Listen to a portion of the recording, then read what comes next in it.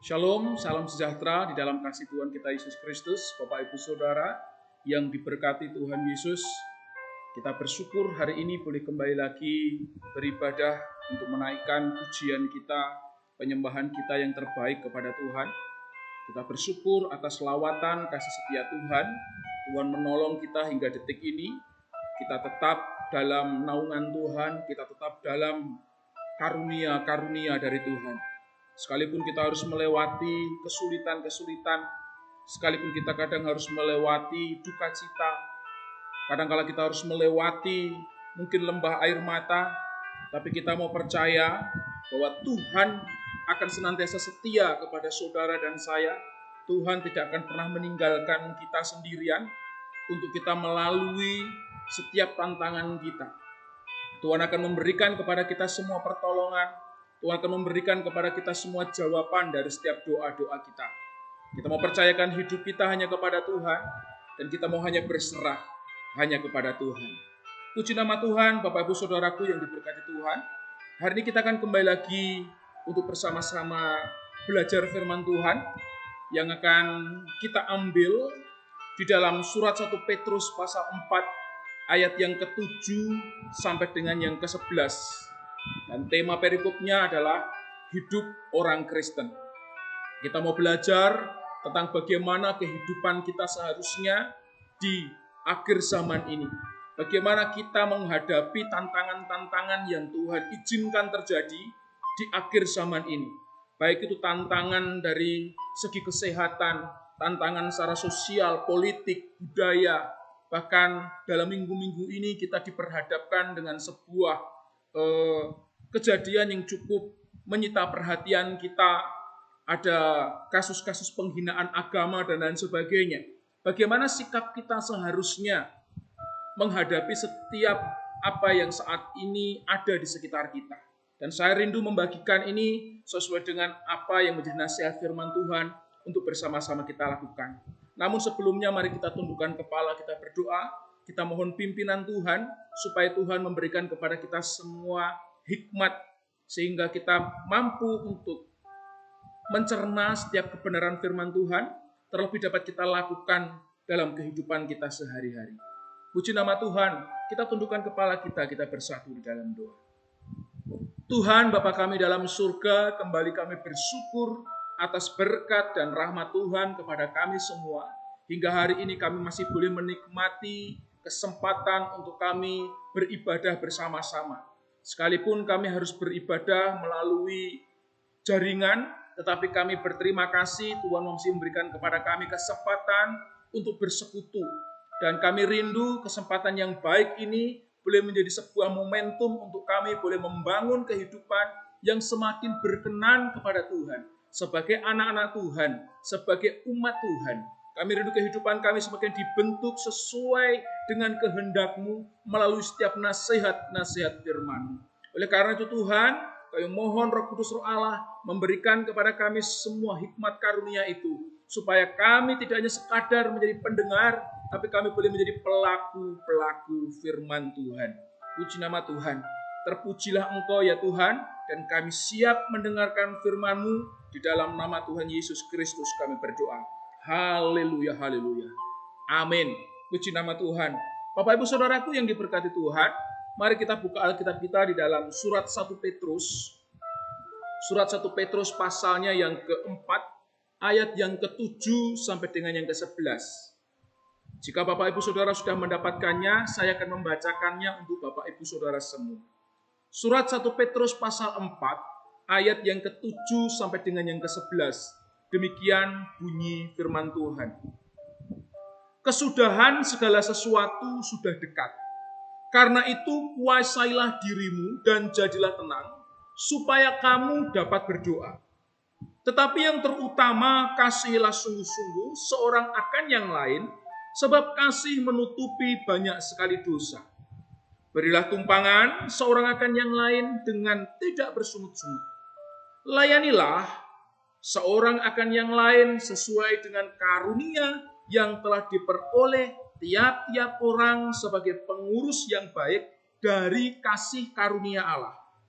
Jika ada orang yang berbicara, baiklah ia berbicara sebagai orang yang menyampaikan firman Allah. Jika ada orang yang melayani, baiklah ia melakukannya dengan kekuatan yang dianugerahkan Allah, supaya Allah dimuliakan dalam segala sesuatu karena Yesus Kristus. Ialah yang empunya kemuliaan dan kuasa sampai selama-lamanya. Amin, firman Tuhan. Bapak Ibu Saudaraku yang dikasihi Tuhan, ada hal yang menarik yang Petrus sampaikan di dalam perikop ini. Yang pertama adalah bagaimana Petrus mengatakan kesudahan segala sesuatu sudah dekat. Rasul Petrus saat itu melihat sesuai dengan apa yang dia alami, bahwa penganiayaan dan kesulitan-kesulitan yang dia hadapi saat itu menjadi sebuah pertanda akan apa yang disebut dengan kesudahan segala sesuatu. Kata kesudahan segala sesuatu dalam ayat ini tidak berbicara tentang sesuatu yang memang akan berakhir, tetapi berbicara tentang tanda-tanda bahwa setiap kita harus mampu melihat situasi sekitar dan apapun yang saat ini kita hadapi di zaman kita sebagai sebuah kesempatan untuk kita mengingat bahwa apa yang saat ini kita lihat akan ada akhirnya. Sehingga kesudahan segala sesuatu sudah dekat adalah berbicara tentang sebuah masa di mana akan terjadi akhir dari segala sesuatu itu. Tetapi tidak menjelaskan bila saat itu, saat Petrus menuliskan suratnya ini, bahwa itu adalah akhir segala sesuatunya. Tidak. Tetapi tanda-tandanya terlihat saat itu. Nah, saat ini pun ketika kita mengkontekskan pada masa kita, Bapak Ibu Saudaraku yang dikasihi Tuhan, kita juga melihat ada tanda-tanda akhir zaman yang saat ini kita lihat. Bencana alam di mana-mana, kemudian banyak penyakit muncul, kemudian perang di mana-mana, gempa bumi dan lain sebagainya. Hal-hal seperti ini adalah sebuah tanda-tanda yang harus kita waspadai dalam mengerti, dalam memahami kesudahan segala sesuatu yang sudah dekat. Bisa saja ini berorientasi kepada kedatangan Tuhan kali yang kedua, tetapi yang lebih penting bahwa kehidupan saudara dan saya akan memiliki titik akhir di dunia ini. Entah kita meninggal dunia atau kita dipanggil Tuhan dengan cara yang lain. Baik itu nanti melalui sakit penyakit, melalui apapun itu yang saat ini Tuhan izinkan terjadi. Sehingga pemahaman kesudahan segala sesuatu ini berbicara secara umum. Dan saudara dan saya dituntut untuk senantiasa waspada menghadapi apa yang disebut dengan kesudahan segala sesuatu tadi. Nah, apa yang harus kita lakukan di dalam menghadapi setiap kesulitan, di dalam menghadapi setiap tantangan, di dalam menghadapi setiap beban, pencobaan yang saat ini kita lihat di masa-masa sekarang ini yang menuju kepada kesudahan segala sesuatu itu? Setidaknya Rasul Petrus memberikan kepada saudara dan saya 4 hal yang harus bersama-sama kita lakukan. Yang pertama, Bapak Ibu Saudara, Rasul Petrus menasihatkan supaya saudara dan saya boleh menjadi rumah doa. Sekali lagi, saudara dan saya harus menjadi rumah doa. House of prayer. Bapak Ibu Saudaraku yang dikasihi Tuhan, di dalam ayat yang ke-7, sesudah Rasul Petrus mengatakan kesudahan segala sesuatu sudah dekat. Firman Tuhan katakan apa? Karena itu kuasailah dirimu dan jadilah tenang supaya kamu dapat berdoa. Saudara dan saya dituntut untuk bisa berdoa.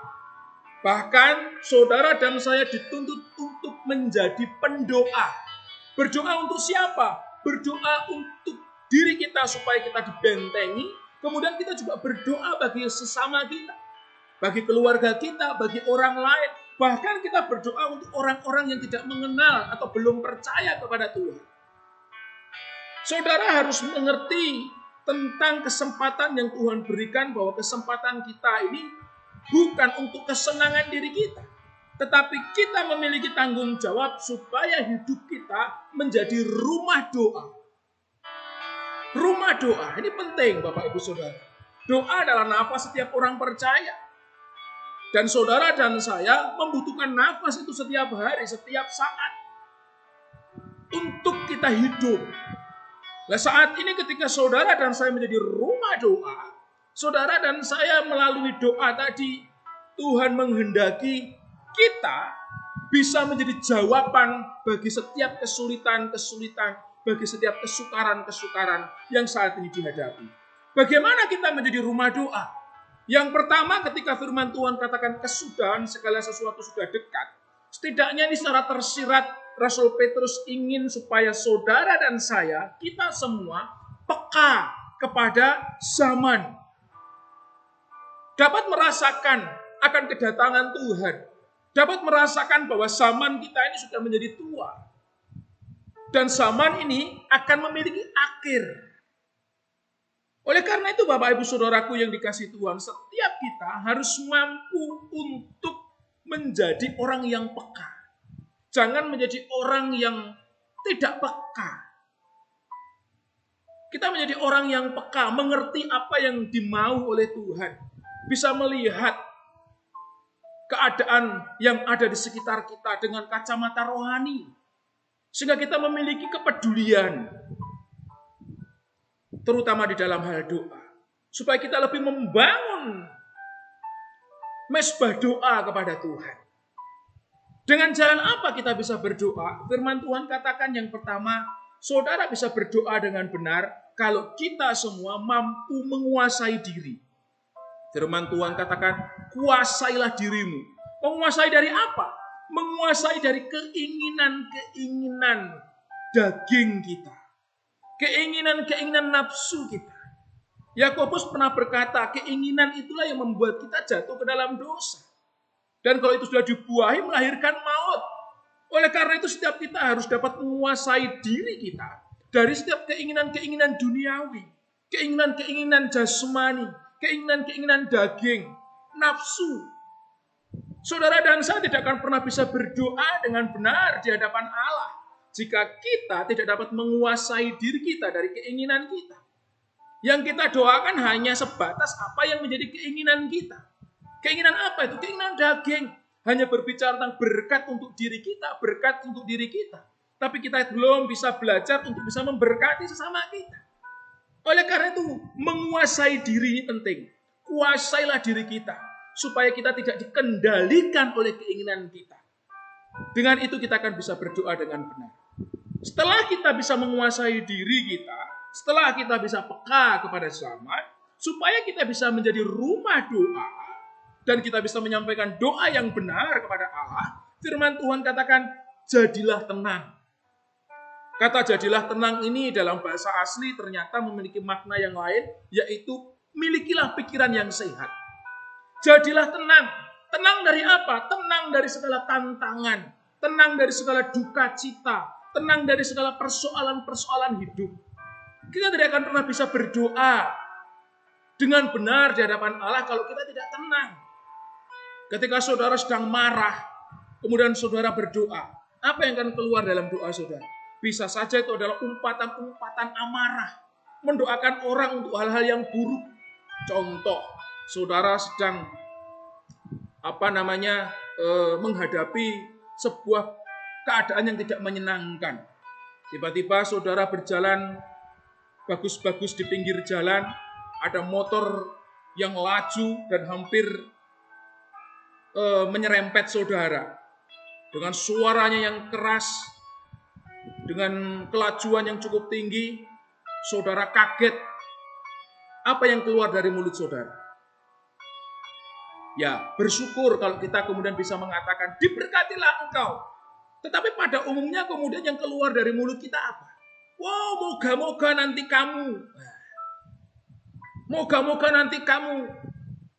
Mungkin jatuhkah, mungkin nanti kamu kecelakaan, dan lain sebagainya. Kadang-kala tanpa kita sadari ketika kita tidak tenang, yang ada di mulut kita yang ada di hati kita, di pikiran kita, adalah hal-hal yang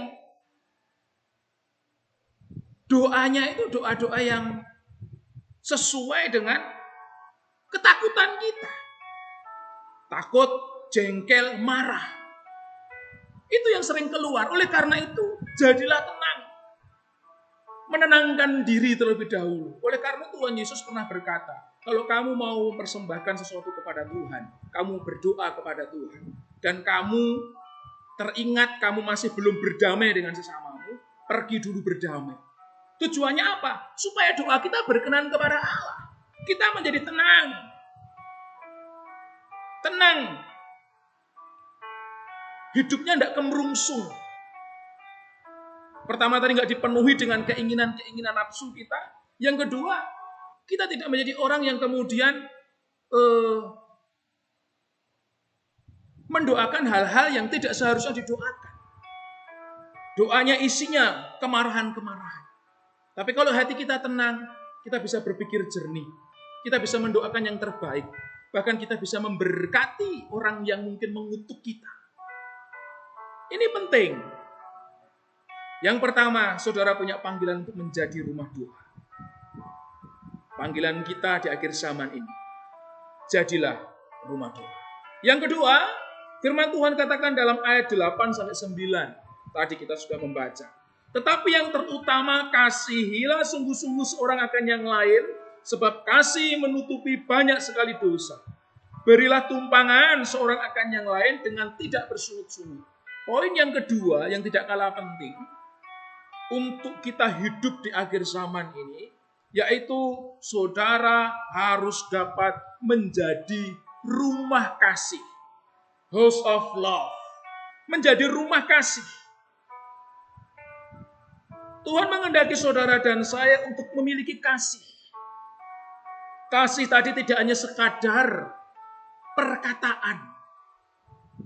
Ya. Tetapi ada penekanan kasihlah yang sungguh-sungguh. Kasihlah sungguh-sungguh. Kasih yang tidak bersyarat. Seorang akan yang lain. Karena di sini dikatakan dengan tegas. Kasihlah sungguh-sungguh seorang akan yang lain. Sebab kasih menutupi banyak sekali dosa. Apakah kemudian kita berkompromi dengan dosa? Tidak. Kasih yang menutupi banyak dosa artinya saudara dan saya telah mendapatkan kasih daripada Allah. Yaitu pengampunan daripada Allah. Oleh karena itu, kasih yang sungguh-sungguh, saudara dan saya mampu mengaplikasikan.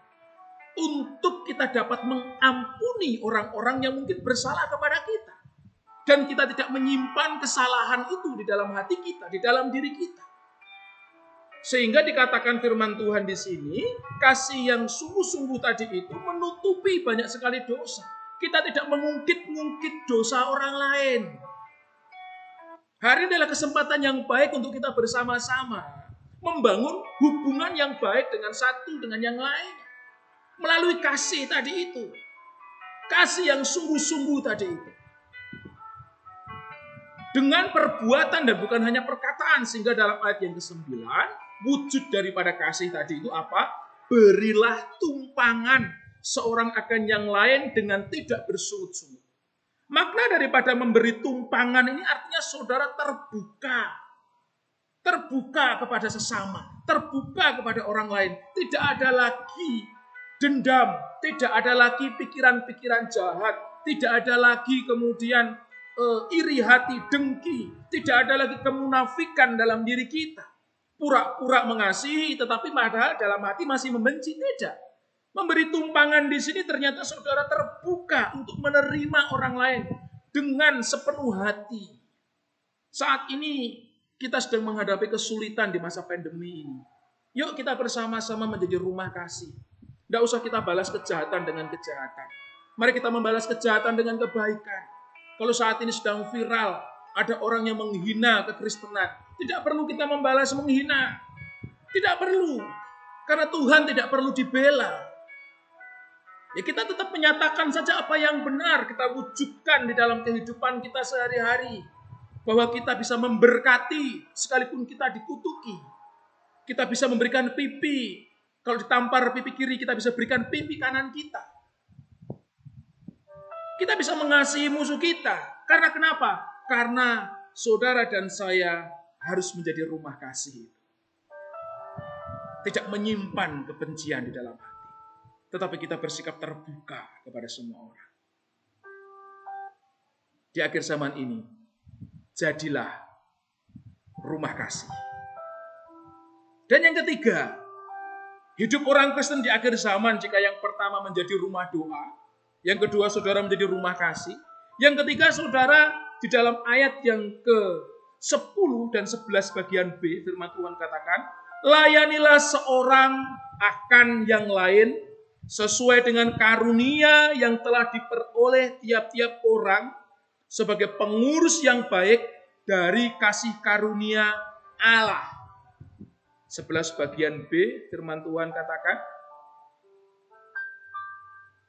jika ada orang yang melayani, baiklah ia melakukannya dengan kekuatan yang dianugerahkan Allah, supaya Allah dimuliakan dalam segala sesuatu karena Yesus Kristus. Amin.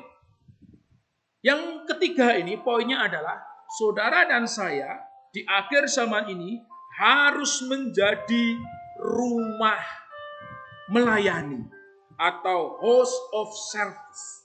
Artinya saudaraku, Bapak Ibu Saudara menjadi orang yang mampu untuk tidak hanya sekadar berkata-kata kasih, tidak hanya sekedar membuka diri menerima orang, tetapi saudara dan saya juga membuka diri, membuka hati untuk melayani sesama dengan sungguh-sungguh. Melalui apa? Melalui karunia-karunia yang sudah Tuhan berikan kepada kita.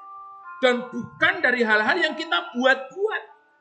Setiap kita memiliki karunia sendiri-sendiri.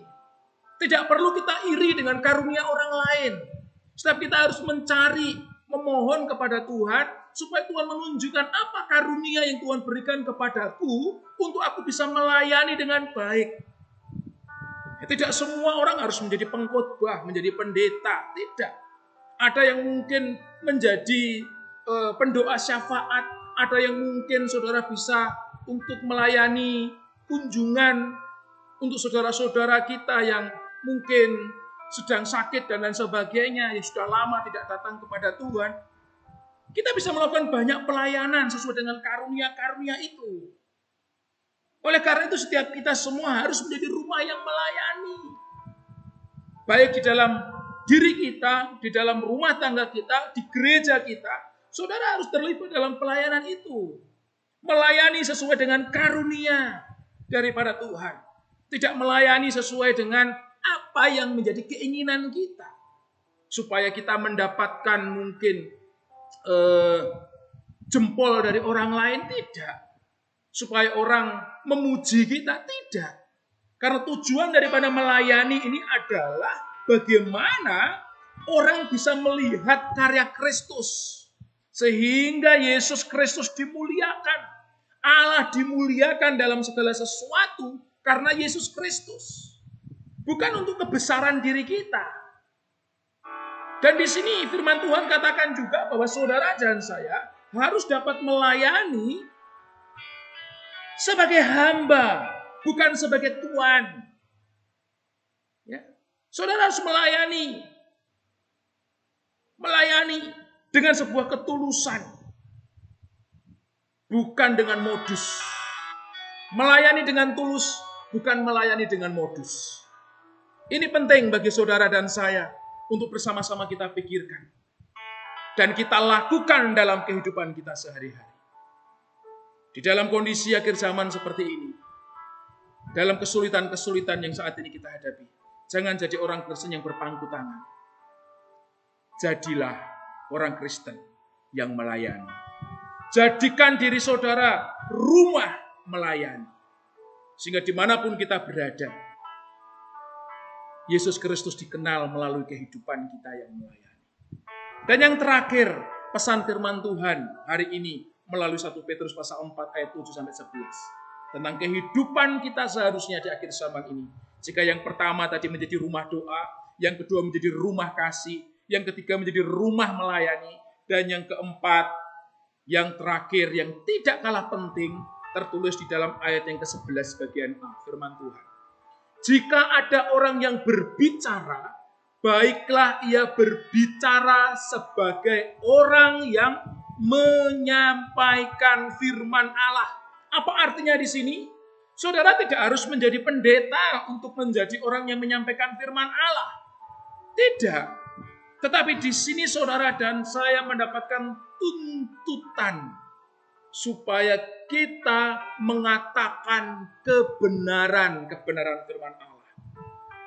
Artinya, hidup kita sebagai orang percaya yang keempat harus menjadi rumah firman, di mana perkataan kita, pembicaraan kita, itu berbicara tentang kebenaran. Firman Allah menyaksikan tentang kabar sukacita. Injil itu adalah kabar baik. Injil bukan kabar yang menakutkan. Injil bukan kabar untuk menakut-nakuti. Injil bukan kabar untuk menghina orang lain. Tapi Injil adalah kabar baik yang harus kita wartakan kepada semua orang. Saudara dan saya harus menjadi pemberita Injil, pembawa kabar baik itu. Jika saudara berkata-kata sesuai dengan firman Tuhan, percayalah ada kuasa Tuhan di situ. Dan firman Tuhan katakan, iman tumbuh atau timbul dari pendengaran akan firman Tuhan. Ketika firman Tuhan itu kita sampaikan,